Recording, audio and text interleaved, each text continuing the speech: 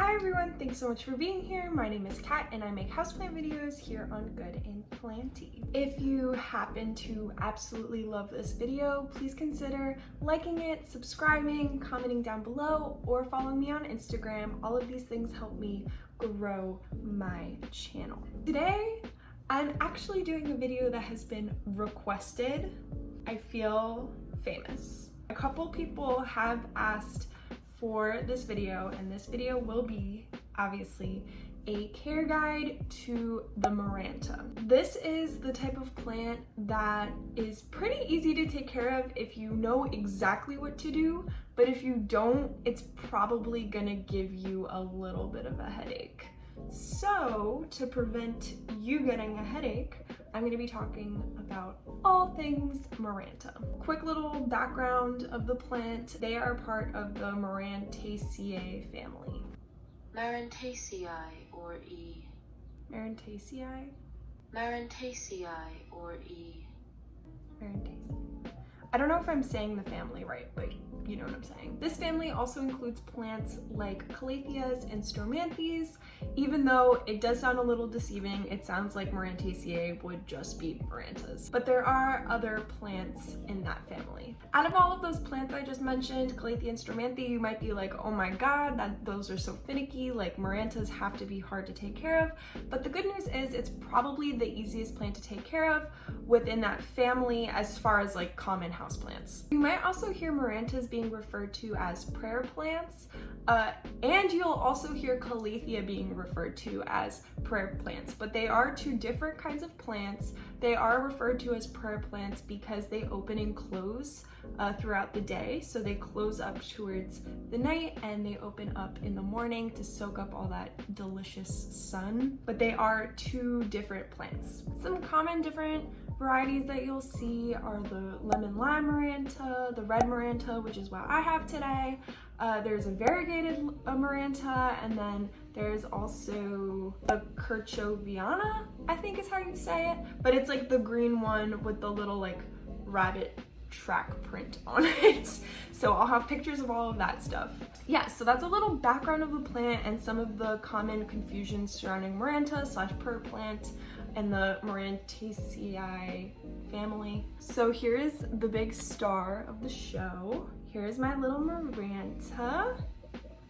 So cute. If you didn't see me get this, I actually got this during one of my nursery tours, so I'll pop that up right there if you want to go ahead and watch it. And I love this plant. So let me talk about how I take care of this plant. Water. This plant does like to stay moist, but not soggy. I'm gonna be very specific in that. Especially during the winter time, you're gonna wanna pull back a lot on the watering. So during the summer, I do keep this fairly moist, but in the winter time, I'm going to pull back quite a bit and only water it maybe once a week. This plant does like distilled water, similar to calathea and stromanthes. That's because the roots are sensitive to the chemicals found in tap water. You'll be able to tell if you are overwatering this plant because the leaves will start to turn yellow and a little mushy, and honestly even the stems might turn mushy, and that's a clear sign of root rot. So I honestly think that people hear that you need to water these plants quite a bit and then increase their risk for root rot. So just keep in mind, you do want to keep the soil a little bit wet, but not soggy. Light. These plants do best in medium to indirect bright light. I would probably recommend an east or west facing window for this plant, or pulled kind of far back from a south facing window. My plant honestly is in probably low to medium light, and it would probably enjoy a little bit more light, but I am currently prioritizing the humidity for this guy, which I'll talk about later. Signs that your light might need to change a little bit is if it's not opening up all the way throughout the day, that means it's not getting enough light. If it's starting to get a little bit of a bleached color, so like this striking pattern kind of fades a little bit, and you might even see some spots pop up, some dry spots, that's a sign that it's getting too much light and it's actually burning. So in general, I think I recommend east or west facing window. Soil and potting. So I'm actually gonna change this category a little bit moving forward. I'm gonna include repotting because I kind of tend to talk about it along with the soil. So for this guy, I definitely still recommend terracotta, even though the soil should stay a little bit moist. And I also use a fairly airy mix. Why do I do that? Again, even though this plant does like to stay slightly moist, I really don't want it to stay in like stagnant water and be soggy and rot. So I do like to have the water just flow through, it dry out on its own a little bit, and then I introduce new water. I also recommend getting either a shallow pot for this plant or something kind of snug because its root system is not anything super strong or crazy. You don't want to overwhelm this plant in a larger pot than it can handle. Humidity and temperature. As with most of the plants that I talk about, your average home temperature is going to be just fine for this plant. That's about 65 to 80 degrees Fahrenheit. Humidity for this plant is really important. I keep this plant fairly close to the humidifier, and my humidifier sits at like, I think I have it set to 55% humidity for this room. If it's not getting enough humidity, you'll be able to tell because the tips of the leaves will start to crisp and you even might see your leaves starting to curl up or in. Fertilizer. This plant is not a heavy feeder. I don't even know if I have fertilized it yet while owning it, and it's given me plenty of new growth.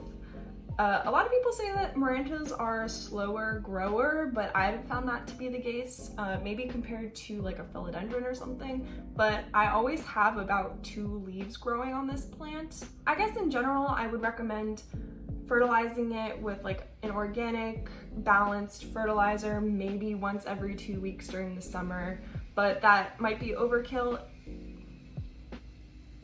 If you're starting to see crisping on the leaves right after you fertilized it, that might be a sign that you have burnt the roots a little bit and you over fertilized, so pull back on fertilizing if you notice that happening. I know that that's a similar symptom to maybe too much light and stuff, but you should be able to tell that it's the fertilizer because it'll correlate to the timing of when you fertilize the plant. Weird. Propagation. So this plant is fairly simple to propagate, honestly. You can either go the root division method, which I can't really show you because I don't want to take this plant out of the pot, but essentially you would take the plant out, and this is more useful for a more mature plant, but you can kind of divide the different sections of the plant and gently take off one of the stems. So that's one way to do it, and you can just pot up that divided section in a new pot. Or you can do water propagation, where you snip the plant right under a node, place that little clipping in water, and then wait till the roots grow out a couple inches and then repot that in airy soil. I would say that your cutting should have at least 2 leaves on it. That's kind of what I've read. I have not successfully propagated this plant on my own. I'll be completely transparent with that. But I tend to have more success with my propagations when they do have at least 2 leaves. So I do agree with that advice. Jonah's trying so hard to keep me quiet right now, I can hear it. Okay, so that's pretty much everything that I know about the Maranta plant. If you have any additional care tips, please comment them down below because it would be super helpful to me, and I'm sure other viewers would love to see additional information. Thank you so much for watching. I really appreciate it. Please like this video, comment, subscribe, follow me on Instagram, all of that wonderful stuff, and I will see you in my next video. Bye!